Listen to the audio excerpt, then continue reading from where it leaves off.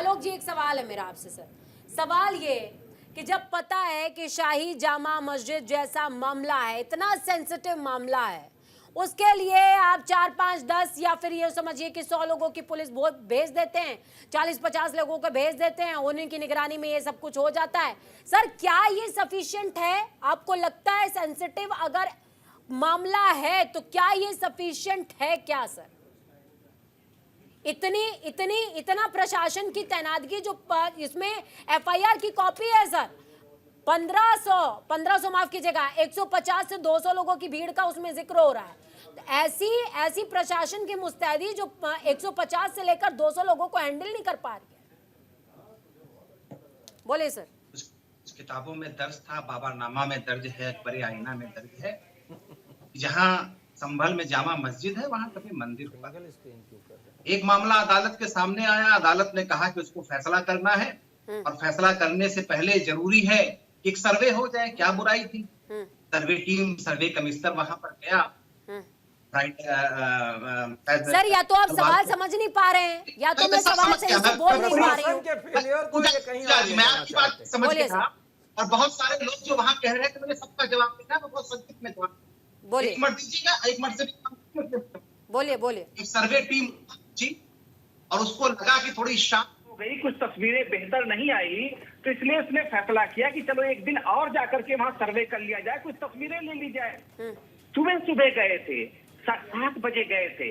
7 बजे ऐसा क्या हो जाता है? वो तो एहतियातन गए थे साहब वो वहां पर, कि ताकि 1-1.5 घंटे में वहां कुछ तस्वीरें लेकर के वो चले जाएंगे और जो वहां की एक रोजमर्रा की प्रक्रिया है नमाज करने की, वो पूरी हो जाएगी। मिश्रित आबादी का शहर है। क्या आप चाहती हैं कि इस तरीके का जब कोई सर्वे कुछ होता रहे तो आसपास के पूरे इलाके में पहले सर्च करें? पूजा जी, सवाल ये है कि ये कब तक मस्जिदों में ऐसे ही सर्वे चलते रहेंगे? आपको क्या लगता है? देश तरक्की के लिए इनको सत्ता में भेजता है और ये हिंदू मुस्लिम करते हैं। गरीबों के आरक्षण को छीनने वाले योगी पूरे प्रदेश में हिंदू मुस्लिम का जो माहौल बनाना चाहते हैं, ये उन्हीं हिंदुओं का जो पिछड़े हैं, दलित, वंचित, शोषित हैं, उनके हक को लूट कर ये पर्दा डालना चाहते हैं एक हिंदू मुस्लिम के बलवे के अंदर। क्या हम ये सोच के चलते हैं कि वहां का सांसद और वहां के विधायक के सुपुत्र एक साजिश रच रहे हैं, एक दंगे की साजिश रच रहे हैं? क्या हम ये सोच करके चलते हैं?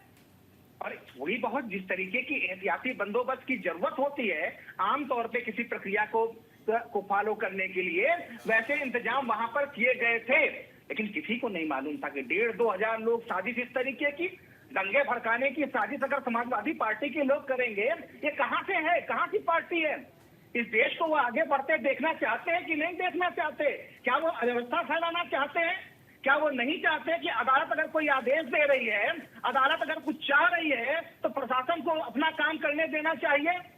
एक बार भी सवाल इन्होंने अपने सांसद से नहीं पूछा, एक बार भी ये सवाल उन्होंने अपने विधायक से नहीं पूछा जिसके बेटे ने वहां दंगा भड़काने की कोशिश की, वहां लोगों को भड़काने की कोशिश की। सर एक बात बताइए मुझे आलोक जी, ये सवाल मैंने तो पूछा है यश भारती जी से और यही सवाल मैं आपसे पूछ रही हूं।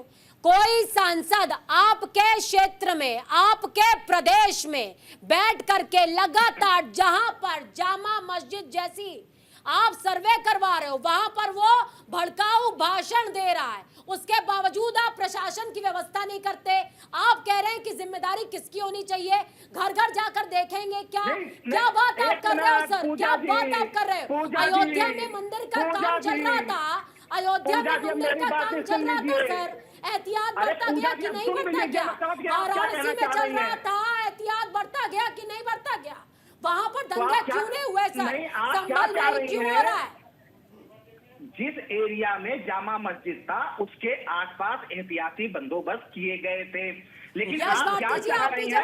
सुन लीजिए पूरी बात, आपकी बात मैं समझ गया। हाँ। क्या आप चाह रही हैं कि पूरे संभल को जगह जगह बैरिकेटिंग करके पूरे संभल को जाम कर दिया जाता, किसी भी आदमी को उस इलाके में जाने न दिया जाता? अरे आपने यही किया है, आपने वहाँ सभी को जाने का प्रतिबंध लगाया है। आलोक वर्मा जी, आप कह रहे हैं बैरिकेडिंग लगाकर जाम कर दिया जाता, मैं कह रही हूँ हाँ संभल को जाम कर दिया जाता, कम से कम ये 4 जिंदगियां, 2750 FIR तो ना होती सर।